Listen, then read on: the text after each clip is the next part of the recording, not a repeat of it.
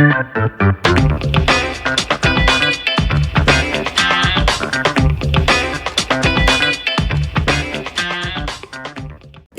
c'est Harris de Kingdom is Back. On est à J-3 du live Hype Jesus.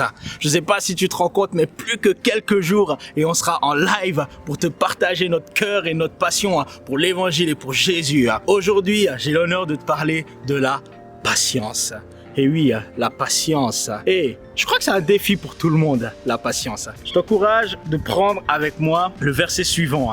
Il est dans Jacques 5, 7 à 8. Jacques a dit « Soyez donc patients, frères et sœurs, jusqu'au retour du Seigneur.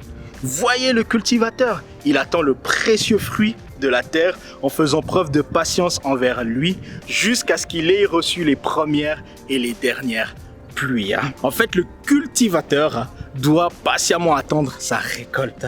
Il ne peut pas accélérer le processus. Tu peux pas être là, tu plantes la graine et puis tu dis maintenant pousse. Tu es obligé de faire preuve de patience. Il n'y a rien que le cultivateur puisse faire de lui-même qui puisse accélérer le processus de croissance. Bien entendu, il part pas en vacances en mode c'est bon, j'attends mes tomates, ils vont pousser en juillet et tout. Il doit quand même continuer à cultiver son terrain. J'aime beaucoup ce que Joyce Meyer, elle a dit, je sais pas si tu la connais, c'est vraiment une prédicatrice et puis une écrivaine exceptionnelle. Elle dit, la patience, c'est pas simplement l'art d'attendre, c'est l'art de garder une bonne attitude dans l'attente. Et c'est là, en fait, où on voit tout le secret du fait d'être patient. Juste attendre, c'est pas ça être patient. C'est en fait de conserver une bonne attitude quand on est en train d'attendre. Et j'ai une petite anecdote pour ça. Il y avait un homme qui demandait à Dieu, ouais, donne-moi plus de patience et tout.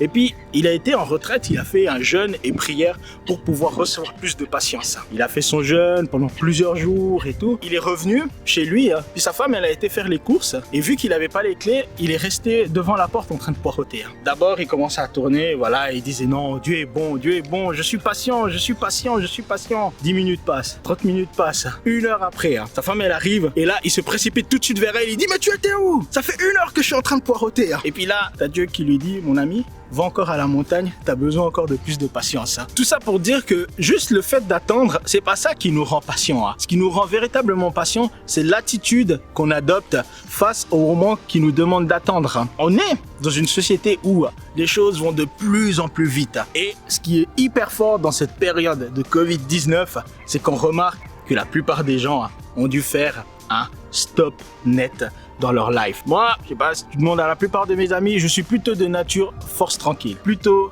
calme. J'ai remarqué que c'est quelque chose qui n'est pas toujours hyper valorisé. Moi, ce que j'aimerais que tu puisses prendre conscience, c'est qu'il y a une beauté et une force qui se cache dans le fait d'attendre et d'être patient. Le défi que je te lance, c'est de te mettre dans la peau du cultivateur, comme on a vu dans Jacques. Tu as certainement invité un ami ou tu as partagé le live à un ami. C'est une semence que tu as posée. On ne sait pas ce qui va se passer après. Et c'est maintenant qu'il faut faire preuve de patience et attendre avec assurance les fruits qui vont ressortir. Merci de m'avoir écouté. On se revoit au live et je te dis à très bientôt.